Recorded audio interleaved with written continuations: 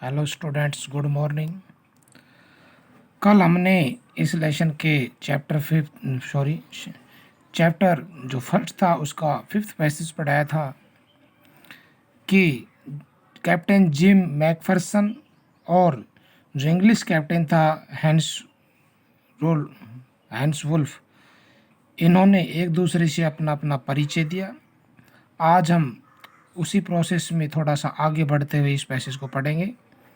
तो देखिए बच्चों, यहाँ से हम इस पैसेज को पढ़ रहे हैं। सबसे पहले यहाँ से देखिए, ओह डॉर्सेट से। Ah Dorset, he smiled, I know this place. Oh Dorset, अरे डॉर्सेट। ही स्माइल्ड, वह मुस्कुराया। आई नो दिस पैलेस, मैं इस जगह को जानता हूँ। I knew it very well, मैं इसे बहुत अच्छे तरीके से जानता हूँ। We shared my rum return and his excellent sausage, हमने अपनी शराब और उसका जो बहुत ही सर्वोत्तम प्रकार का बनाया हुआ सॉस था, कबाब था, उसका साथ साथ आनंद लिया, उसको साथ साथ खाया। एंड वी टॉक्ड कॉनी, और हमने बातें की कॉनी। हाउ वी टॉक, हमने किस प्रकार से बातें की, हमने कैसी बातें की, कैसे की। He spoke almost perfect English, वह लगभग बिल्कुल अच्छे प्रकार से अंग्रेजी बोलता था। But I turn out that he had never set foot in Dorset. But it turn out, लेकिन फिर पता चला कि he never set foot in Dorset, कि उसने कभी डॉरसेट में कदम ही नहीं रखा था। Never ever been to England, और ना ही कभी वो इंग्लैंड गया था। He had learn all he knew of England from school, उसने जो कुछ भी इंग्लैंड के बारे में जाना था या वो जानता था, वो सब उसने स्कूल में ही सीखा था। And from reading books in English, और जो अंग्रेजी की पुस्तकों को पढ़कर सीखा था। And reading from books in English, और अंग्रेजी की पुस्तकों को पढ़कर सीखा था। His favourite writer was Thomas Hardy, और उसका जो सबसे फेवरेट प्रिय जो उसका लेखक था वो थॉमस हार्डी था। His favourite book far from the madding crowd, और उसकी जो सबसे पसंदीदा बुक थी वो थी far from the madding crowds. So out there in no man's land we talked of Bathsheba and Gabriel's Oak and Sergeant Troy and Dorset.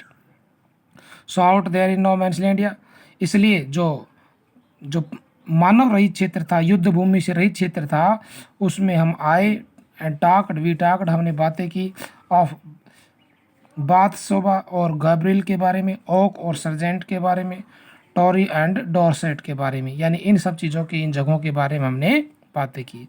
He had a wife and one son, उसके एक पत्नी और एक पुत्र था। Born just 6 month एगो, जो कि अभी अभी 6 महीने पहले ही पैदा हुआ था। As I looked about me there were huddles of khaki and grey everywhere, all over no man's land, smoking, laughing, talking, drinking, eating.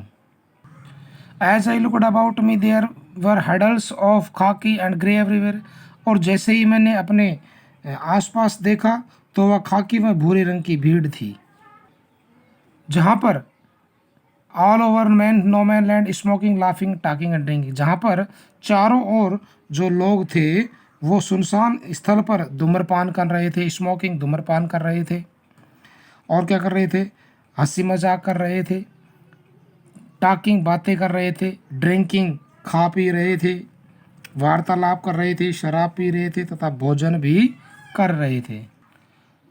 Hence Wolf and I shared what was left of your wonderful Christmas cake Connie. Connie, Hans Wolf और मैंने तुम्हारा जो Christmas cake, उससे शेष बचा हुआ cake था, उसको काट कर खाया था। He thought the marzipan was the best he had ever tasted, और उसे लगता था कि उसने अब तक का जो सबसे अच्छा मार्जिपन खाया था। मार्जिपन क्या होता है, जो केक के ऊपर जो लगा हुआ एक मलाई सी होती है, स्वादिष्ट, उसे मार्जिपन कहा गया था। We agreed about, I agreed मैंने अपनी सहमति दी, वी एग्रीड अबाउट एवरीथिंग हम हर बात पर सहमत हो गए, and he was my enemy और वह मेरा शत्रु था, there never was a Christmas party like it Connie, प्रिय कॉनी इस प्रकार की जो क्रिसमस पार्टी थी वो पहले कभी नहीं हुई होगी। तो इस प्रकार से बच्चों ये पैसेज आपका समाप्त हुआ। इससे अगले हम नेक्स्ट वीडियो में पढ़ाएंगे।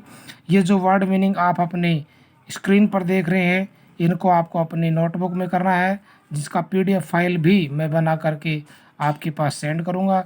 और इस पैसेज का हिंदी ट्रांसलेशन और इसका जो वर्ड मीनिंग है आपको सुंदर सुंदर अच्छे राइटिंग में लिख करके अपनी इंग्लिश नोटबुक में करना है, आवश्यक रूप से याद भी करना है। आगे हम कल पढ़ेंगे। आज के लिए बच्चों इतना ही। थैंक्स, धन्यवाद।